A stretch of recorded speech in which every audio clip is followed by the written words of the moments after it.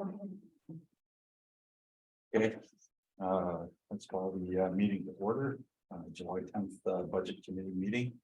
Noting all board members are present. We need the approval of the agenda. So motion. Second, all in favor? Aye. Any public comments? I didn't see any. No public comments. Move to the next subject, which is the budget update. Steve, do you want to take us? Sure, thank you, Jack. So we have two items under this agenda item, which refers to the fiscal year that we just moved out of, which was 22-23. Two items, a projected end of the year balance and then discussion of our Fund 73 contribution. So for the end of the year balance, this is just a reminder to help frame up the discussion for the next topic. In June, the school board approved a series of budget revisions for the 22-23 school year, which left us with an estimated end of the year balance of a positive 400,000. And then Brian also presented later on in that meeting in June specific teacher compensation adjustments. If you remember, he had a chart of individuals based on experience and where they were placed. With benefits, that's about 185,000 that was approved at the June board meeting. That leaves estimated end of the year balance of about a positive 215. Now, the one thing I want to make sure I'm clear with what I'm saying is not included in that is we have a practice of carryover balances for building and departments. That is excluded from when I say estimated end of the year balance of 215. And what I mean by that is the high school might be saving 50,000. And if the high school is saving 50,000, that end of the year balance actually would at first look like 215 plus the 50. But then when we get into the details of the audit, we have to reserve that 50,000 for the high school in their fund balance. This year, both maintenance and technology are drawing down some of their carryover balances. You see all that information when we get through with the audit. But I'm just pointing that out that this discussion excludes what I say will be around 215, any building or department either adding to or using some of their fund balance. And that happens every year. So then that 215, that approximate positive end of the year balance is just something as a frame of reference for the next discussion. In the next discussion, Steve, yeah, go ahead. So I apologize. No, that's I fine. didn't hear it. So last 2 years, we had a percentage of carryover that we took from the buildings. Is that still the practice this year, or do we not do that this year?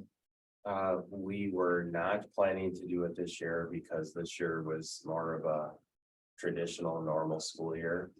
The years that we did that were because of some degree of virtual learning, and so the costs were lower, and so we took some of that back for district use. And then last year, initially, we calculated to take some of that back because of our uncertain budget situation. But then at the end of that fiscal year, the board decided, because of the ESSER funds that we received, to allow each building or department to carry over the higher of the two balances. Remember, we calculated it two different ways. Okay, thank you. And so the building department budgets their carryovers have been in a strong position because of the decision that was made last year. So I'm just mentioning, just to keep in mind that is a process that happens every year. Each building or department either adds to their balance or subtracts to their balance. So as an example, if the high school has $500,000 budgeted, but they only spend $450,000. Our practice has been, rather than the district capturing that 50,000 back, the high school can carry that over into their next year. I know, Jack, you wanted to have a separate discussion on that topic at one point, because the original intent of that was longer term fiscal planning. And it does appear like we've gotten a little bit away from that. So I know that you wanted to have that discussion at some point. So then on the next agenda item, the Fund 73 contribution. Keep in mind our projected end of year positive balance of 215, because that's one number that potentially just could be used to then target a balanced budget. So Fund 73 is our post-employment benefit trust fund. And what that means is retiree benefits are paid out of Fund 73. That means that once an individual has retired, any payments that were owed to that individual are funded through that separate accounting fund. To provide some context, for many, many years, the district completely funded retirement benefits after someone retired, meaning no funds were set aside for it at all. But back in 2008, when we still negotiated these topics, the board and the Teachers Association reached at that time a pretty groundbreaking deal to move all new employees into a pre-funded retirement program, which the board then moved administrators and admin support and eventually hourly. So we are now, for everybody that we've been bringing in since 2008, funding in advance their retirement. So just keep that in mind. But any of the legacy employees, so I would be an example because I was hired in 2001. So I was hired prior to that date. So any of the legacy employees before that date still have their contributions coming from a post-employment contribution. So we hire an actuarial firm to come in and calculate what that investment on an annual basis would be to be able to support the payments in Fund 73. That calculation that they make varies from year to year. Some years they calculate it around 400,000, some it's 500, and their most recent one was 700. And I mentioned in the notes that the main driver for why this year's calculation was higher is we no longer have a long-term rate cap with SSM Health. Our 5-year plan ended this past July 1st. And that's why administration and the insurance committee brought together a new plan for this past spring that included a high deductible health plan for those who wanted it, and then benefit changes to keep the overall health insurance investment down to 3%. So even though our history shows 5 straight years of 0 and year 6 of 3%, the actuaries use national published data on health insurance rate increases to come up with this calculation. And we have no long-term document anymore for like an SSM we can hand them and say, see, we would never let health insurance go up 10% per year. So they assume it will, and then include that in the cost. So I would describe this calculation of 705 as high, and not factoring in the fact that we make annual adjustments to our health insurance premiums to keep the investments reasonable. We may need to complete these actuarial studies a little bit more frequently. Jack also brought up a point to me before the meeting started that perhaps we may want to look at a longer term policy or some other mechanism that we can use to show the actuarial firm that the board is committed to reasonable investments in health insurance over time, and that we would not fund increases of that size. It's something Ally and I can try to brainstorm on.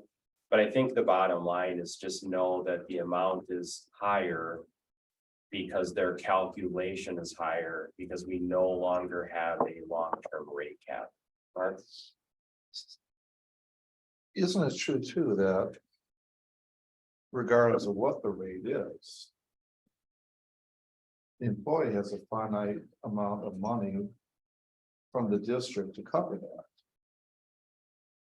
So I don't know what the average payout now is, but I just as an example, mine was somewhere north of 40,000. When that's gone, that's gone, and the district doesn't have a liability for that. I just threw out an inflated number of 65 grand. That cover 153 staff members, and once those 153 have spent the money, there's no obligation to the district. Am I right on that or not? Yep, and what Mark's referencing is the contribution in for the old plan, the one that is not being funded until post-retirement, is a set dollar amount that doesn't change based on health insurance, right? So health insurance could go up 10% per year, but we didn't go back to you as a teacher and adjust what we put in. It's a finite calculated amount. However, our health insurance plan allows retirees to access the active employees plan. So they calculate a liability for that. So even if you didn't buy it and you went and purchased something else, they calculate a liability to the district for just allowing retirees to access it. And some do.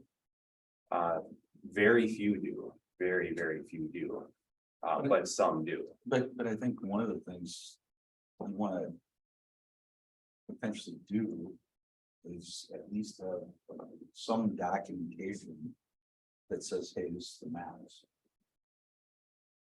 You know, whether that be in policy or, you know, how, you know, because otherwise you're creating a major liability, you know, going forward, because if the private sector plans, you know, go through the roof, and then they start accessing this, you know, who knows what the future may bring. But even with this, what liability does this district have for that? So if insurance went up 20%, isn't that on the retiree to cover the full 20% increase? The district, Yeah, unless the policy is different from what I understand. no, that's an excellent question. The liability that they calculate is that we shouldn't be in the calculation. The calculation is based on we shouldn't even be offering a retiree the active rate, because retiree health insurance needs are often more expensive than active employees.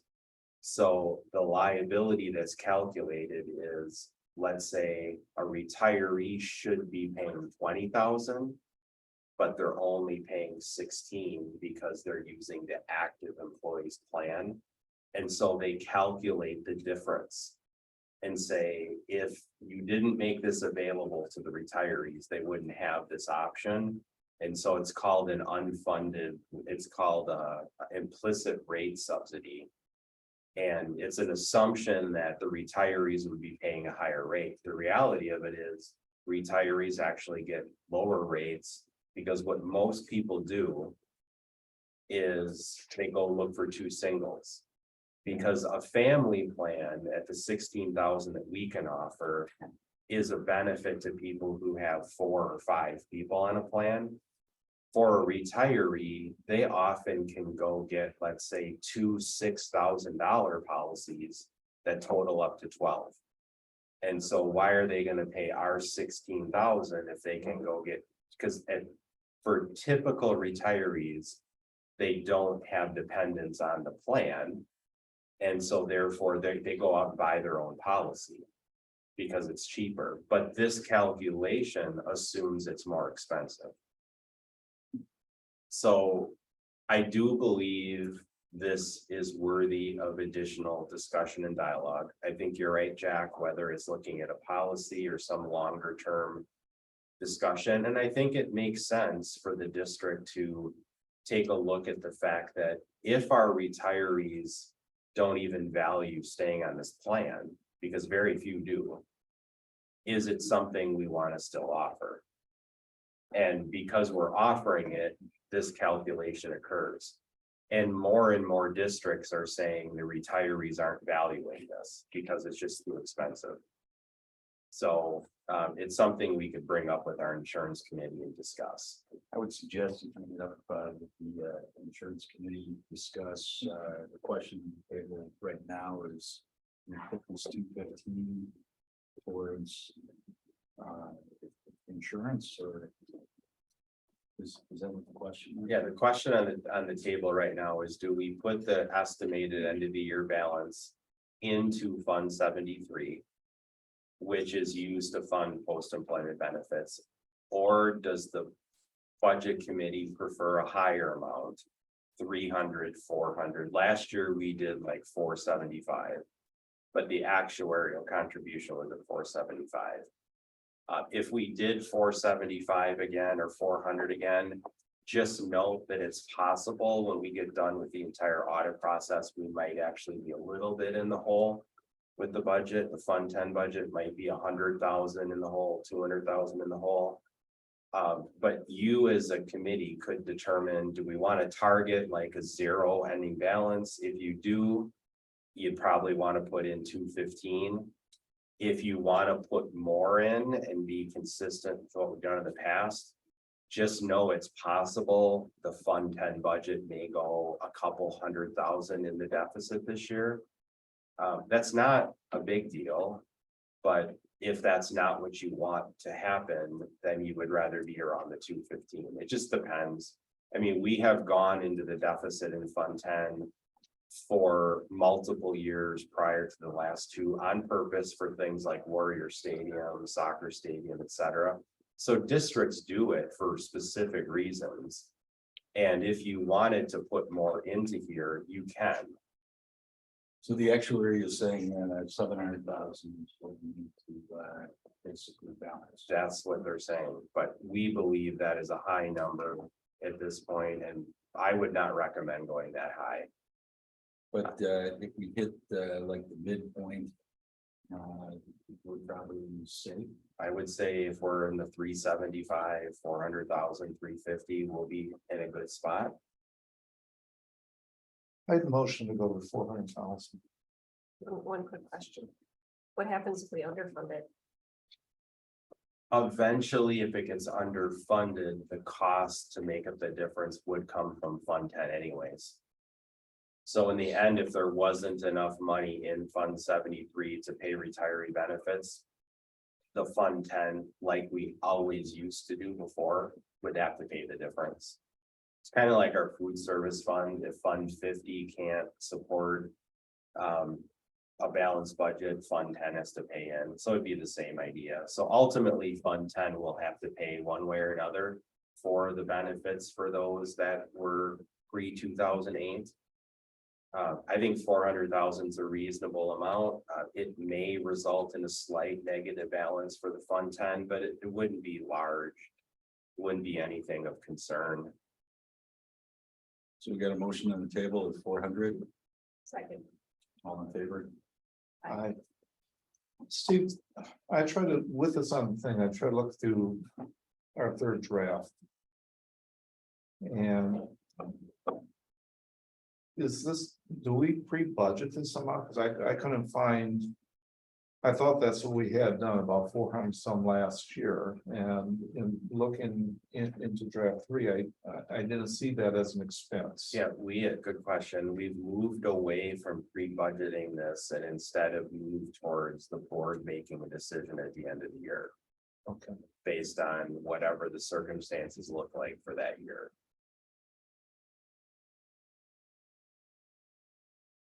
maybe that's something we might need to reconsider. too. Yeah, I mean- Given this number. Right, it's- absolutely. It's concerning. Yeah, that's a good point. I mean, we did prior, like 3 or 4 years ago, do that. And then the board wanted to look at this every year in the spring based on where we were. But yeah, we definitely look at that, Mark. If we allocated towards it and didn't need to use it all, could it be reallocated? Absolutely. Okay. Yep, absolutely. Thanks. I forgot there was a third topic under 22-23. We wanted to bring to your attention the topic of student fees and see if you had any feedback for us. Rebecca, would you mind opening that up?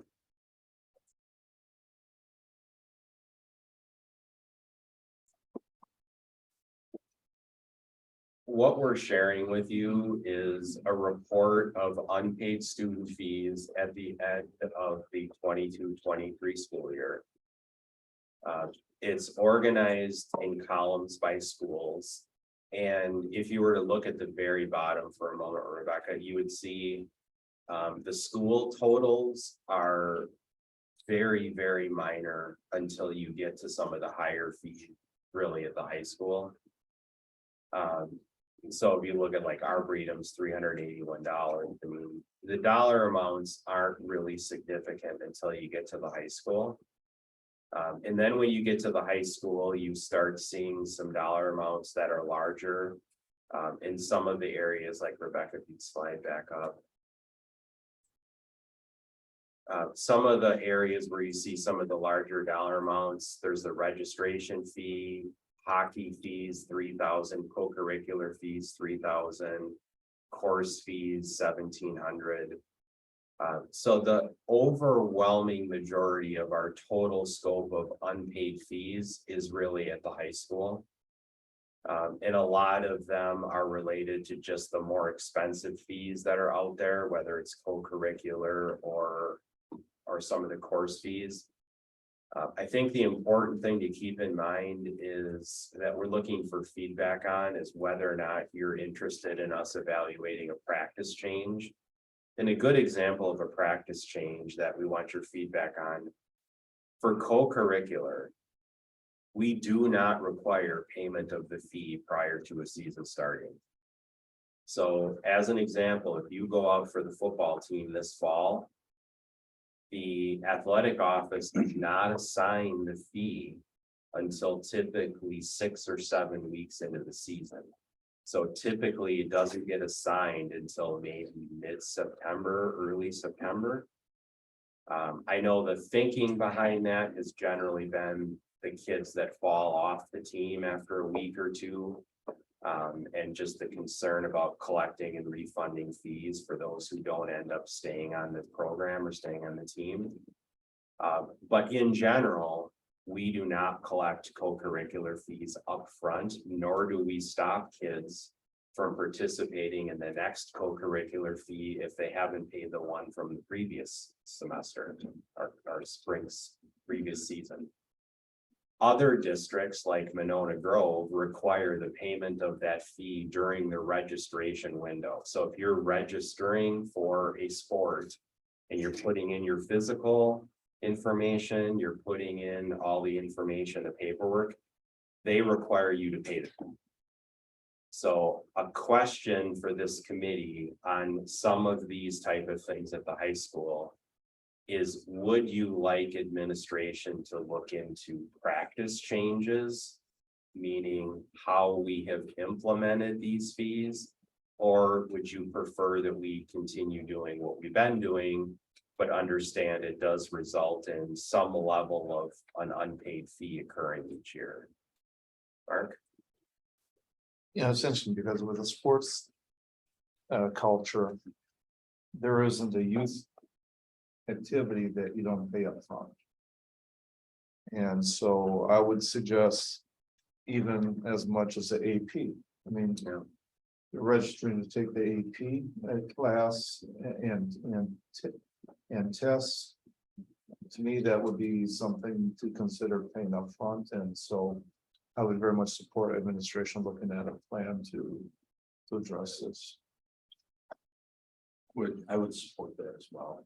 And, maybe what you do is, to the point, if you you know, you sign up, you drop out, you know, 2 weeks or 3 weeks into it, you know, maybe, you get 10% of your total back. Or 90% of your total back, you know, that covers the administration fee, with a refund you that truck. I'd say systematically look at an easier way to pay them other than the system we have now, because there's the ones that show up in the fee section and the ones that you gotta pay through the school store. And those are, it's not obvious how to navigate to that, and they're like hidden and lingering out there. They don't show up as a notification. Okay, well, that's the direction we were looking for.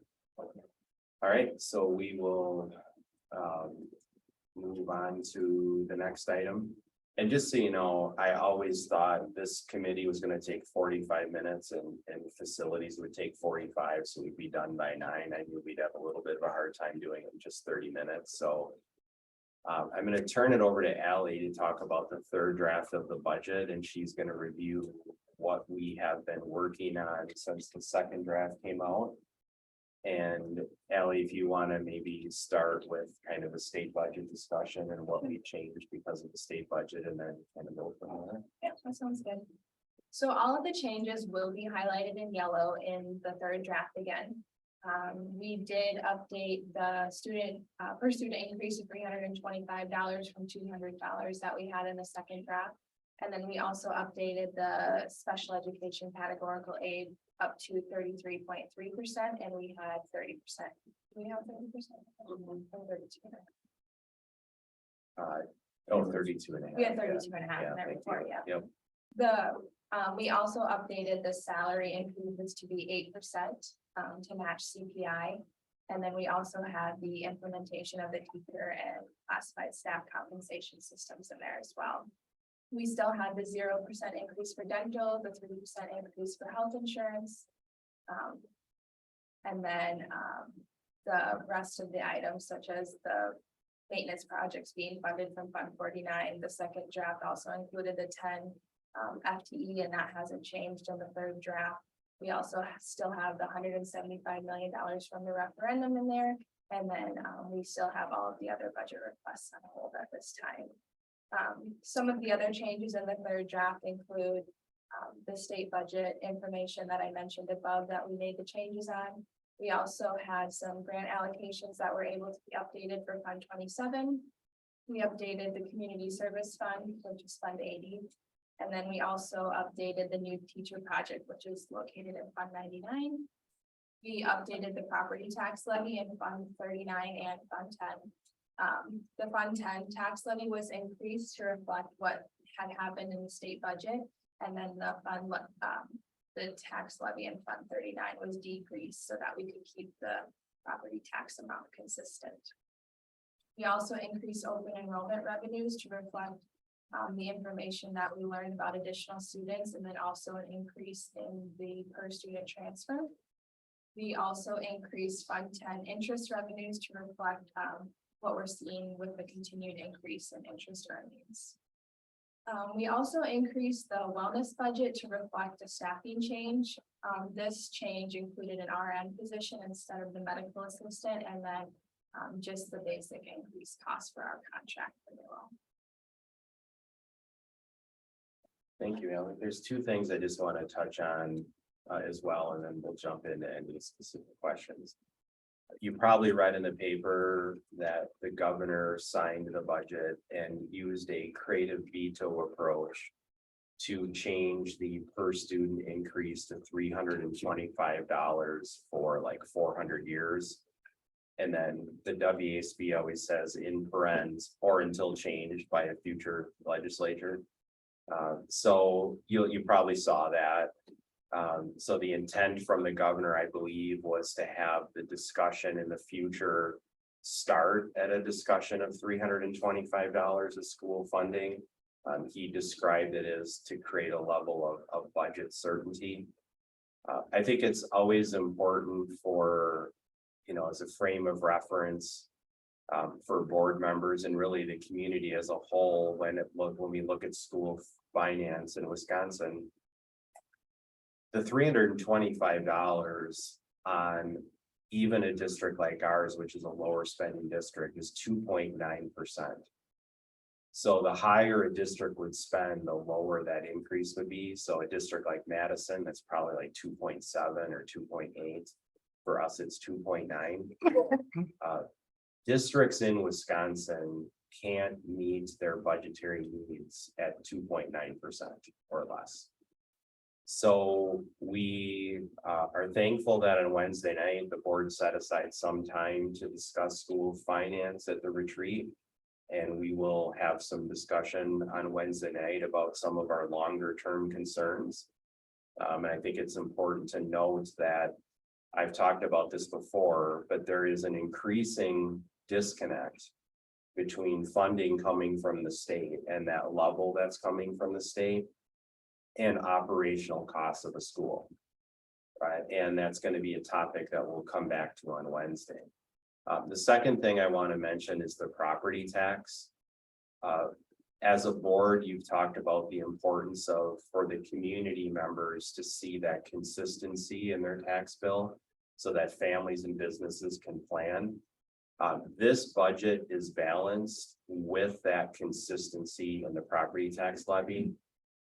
Because the state went from $200 that we were planning up to $325, the Fund 10 tax levy has gone up because of the additional resources in Fund 10. However, we've lowered our Fund 39, which is our debt service fund levy, by the same amount to keep the overall increase at 3%. Our goal is to look at the new construction information that will come in August and align as best as possible our property tax levy with new construction in the community so that existing properties will have as consistent of a school tax as we can make it. So that has been our goal in the recent past to do that. And again, we will talk a little bit more about this on Wednesday night and show how successful that has been. But this budget is balanced. It provides the cost of living increases as calculated by the WERC, which matches the recommendation from the HR committee that you'll see tonight. It's balanced and it keeps a consistent property tax. So we feel at a high level, we've been able to accomplish a number of goals here. We've been able to reflect for the community what we described that we were going to do with taxes and utilizing the operational referendum funds towards attracting and retaining staff. So we feel like we've been able to put together something that at a high level accomplishes the goals we set out to. But we'll come back to Wednesday night just to talk about some of those longer term challenges that we're seeing. So Mark? Steve, I'm sure a number of people in the community were thinking the same thing as you're reading this. That was one of the criticisms of the legislature, that this would mean an increase in property tax. And when you're looking at 325 and thinking, well, that should be no increase because it's more money than we've had in the past 2 years. What's the impact of that going up in the property tax? Sure, that's a great question. So in our specific case, what we have to do is look at equalization aid. So equalization aid is the largest amount of funding from the state that is designed to go with property taxes together underneath what's called the revenue limit formula. So when Allie and I went in and increased the per student amount to $325, we also had to increase the Fund 10 property tax levy by 500 and something thousand off the top of my mind. Because the equalization aid coming from the state did not match the 325. So there was again a disconnect between the 325 and the equalization aid coming in. We happen to be in a good situation because of the decisions the board made in Fund 39. You know, as a reminder, the board took out a lower cost loan on the $100 million borrowing to take advantage of the lower interest rates we have available to us. That has given us the flexibility to go into Fund 39 and levy less. To keep that consistent levy. That's a great point. Yeah, the equalization aid was not there to support the 325. So at this point, Ally and I would be open to any questions that you had about the updates we've made or anything included in the document. Any questions? No. So you want to vote then? We have a motion to approve. Second, All in favor? Aye. Goes to the board. And then, yeah, tonight's board meeting, then we will bring this forward for consideration for the board. And we appreciate you coming in on a Monday morning on a board meeting Monday, so thank you for doing that. And then I think we've got one more meeting after this one, so facility committee will be next. So we need a motion to adjourn. motion to adjourn. Second. All in favor? Aye. Meeting's done. Thank you. Do you want to come on out? Good morning. All right. Be happy to.